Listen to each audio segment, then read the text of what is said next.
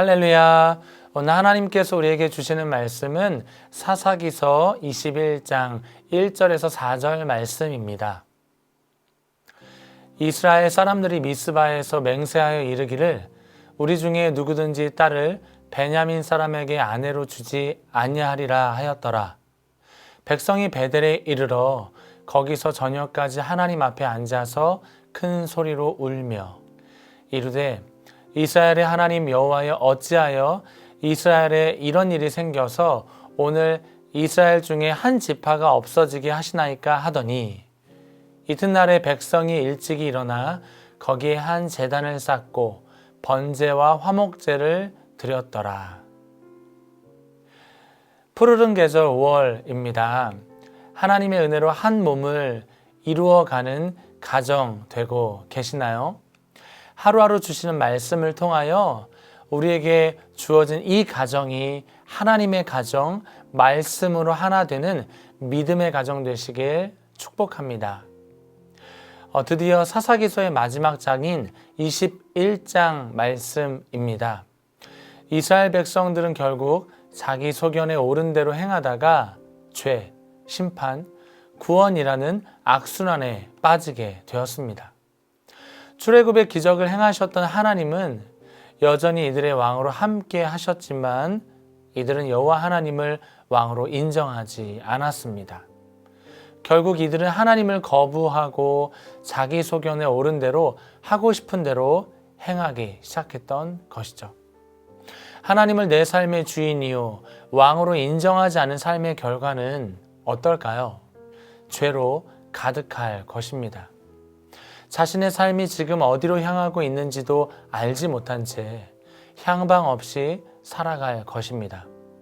결국 이스라엘 백성들의 요청으로 12명의 사사들을 통해서 하나님은 여전히 역사하셨지만 이들의 죄악의 뿌리를 근본적으로 해결하진 못했습니다.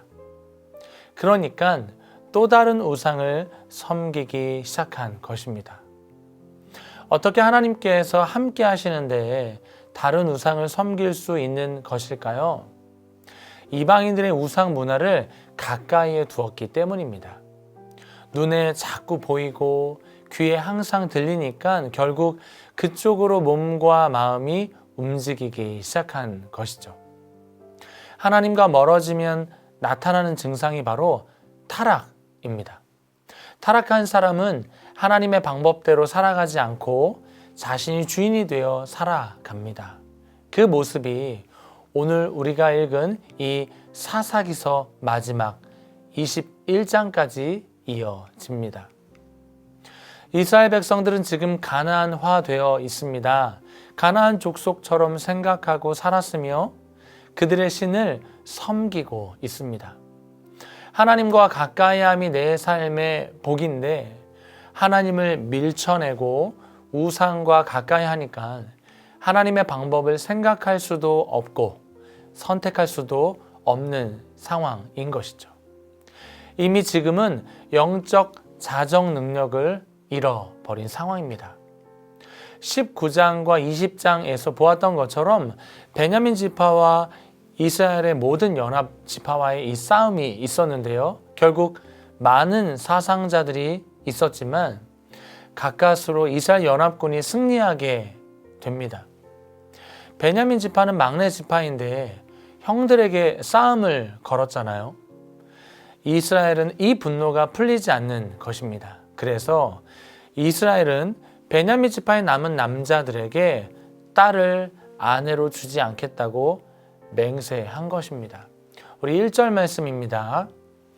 이스라엘 사람들이 미스바에서 맹세하여 이르기를 우리 중에 누구든지 딸을 베냐민 사람에게 아내로 주지 아니하리라 하였더라. 사실 이 맹세는 하나님께서 허락하신 맹세가 아닙니다. 하나님께 기도하여 응답받은 것 또한 아니죠. 흥분한 상태에서 감정적으로 이루어진 맹세입니다. 하나님 앞에서 정직하게 기도하고 하나님께서 주시는 마음을 선택해야 하는 삶으로 부름받은 자들이 바로 성도인데요. 때론 내 자존심이 상하고 내 체면이 꺾이니까 하나님의 음성이 들리지 않는 것입니다.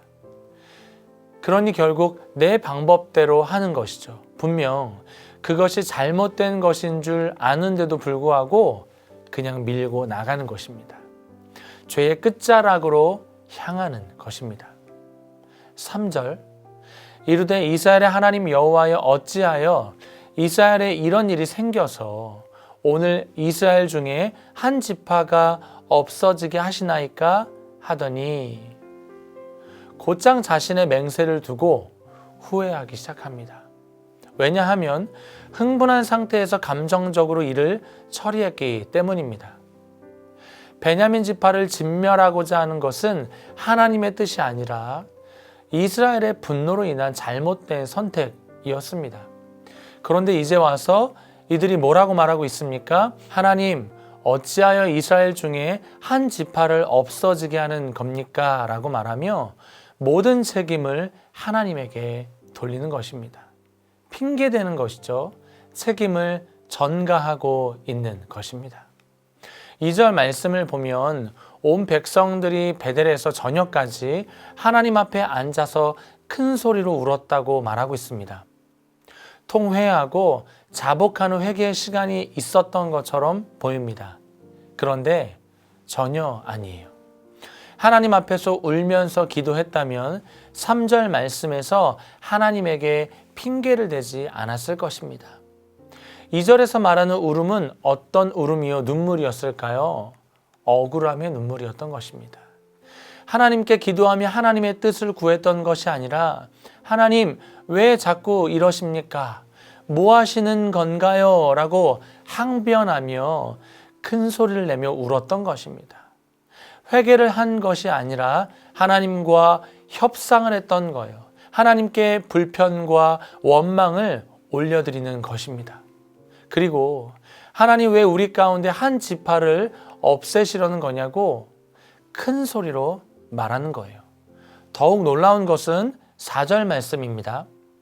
이튿날에 백성이 일찍이 일어나 거기에 한 제단을 쌓고 번제와 화목제를 드렸더라. 변화와 성숙을 원하지 않으면서 예배를 드립니다. 자신의 잘못된 맹세를 정당화하기 위해 종교적 예배 형식으로 덮으려는 것이죠. 화목제는 하나님 앞에서 백성이 서로 용납하고 하나가 되겠다는 의미를 가지고 있는데요. 이들의 예배는 형식적인 예배일 뿐만 아니라 하나님을 이용하기 위한 수단으로 사용하고자 했습니다. 우리 5절 말씀 읽어볼까요? 이스라엘 자손이 이르되 이스라엘 온 지파 중에 총회와 함께하여 여호와 앞에 올라오지 아니한 자가 누구냐 하니 이는 그들이 크게 맹세하기를 미스바에 와서 여호와 앞에 이르지 아니하는 자는 반드시 죽일 것이라 하였음이라. 아멘.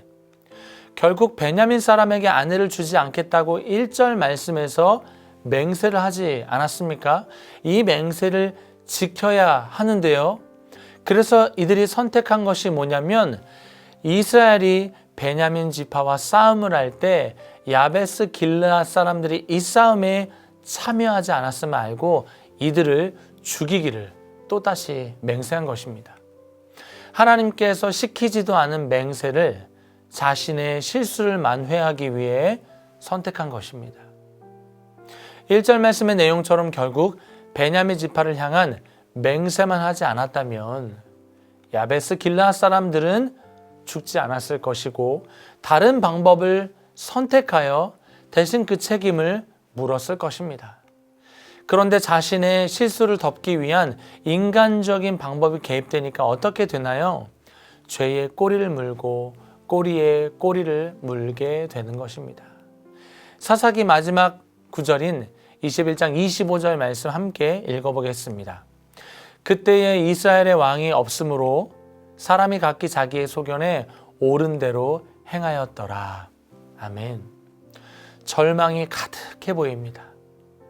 반복되는 죄의 연속, 이 죄의 사이클로 인해 소망을 품어내기가 힘들어 보입니다. 우리의 삶의 벼랑 끝에 서 있을 때 그렇지 않습니까? 용기가 나질 않고 온몸에 힘이 없고 모든 것이 귀찮을 때가 분명히 있습니다.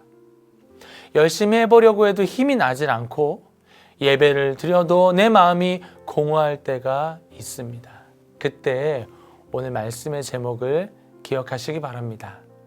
그때에 이스라엘의 왕이 있었다. 내 삶의 절망의 순간에도 왕이신 주님이 함께 하셨습니다. 소망을 품기 힘든 패배자의 삶 같아 보이는 현실에도 하나님은 내 편이었다. 내 편이시다라는 사실을 기억하시기 바랍니다. 사사기서의 마지막 말씀이 왜 이렇게 끝나는 것일까요? 그 어떤 사람도 자신을 구원할 수 있는 능력이 없음을 말합니다. 또한 왕 중의 왕이신 예수가 곧 오신다는 사실이 이 절망적인 상황 속에 이 말씀을 통하여 예언되어지고 있는 것입니다. 자신의 능력에 대해 철저히 절망해봐야 그리스도의 은혜를 받을 준비가 되어 있다고 할 수 있습니다. 라고 마틴 루터가 말했는데요. 반복되는 죄의 사이클로 인해 절망 안에 갇혀 계시나요? 몸부림치고 다짐해봐도 절대로 극복할 수 없다고 생각하는 것들이 있으신가요? 오늘 내 삶에 찾아온 절망으로 인해 예수 그리스도의 죽으심과 부활의 능력이 더 큰 소망으로 역사하는 계기가 될 줄 믿습니다. 5월의 중순이 지나가고 있습니다. 우리 가정 안에 예수의 사랑이 끊이지 않는 그리스도의 계절이 찾아오길 기도합니다.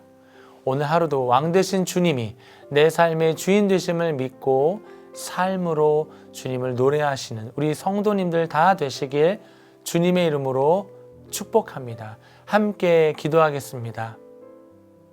살아계신 주님, 오늘 하루도 나의 체면과 자존심을 내려놓고 내 삶이 주의 손안에 있음을 인정하는 하루가 되게 하소서. 반복되는 죄의 절망을 그리스도의 십자가에 내어 던지고 부활의 능력을 새롭게 경험하는 우리의 삶이 되게 하여 주옵소서. 예수님의 이름으로 기도합니다. 아멘.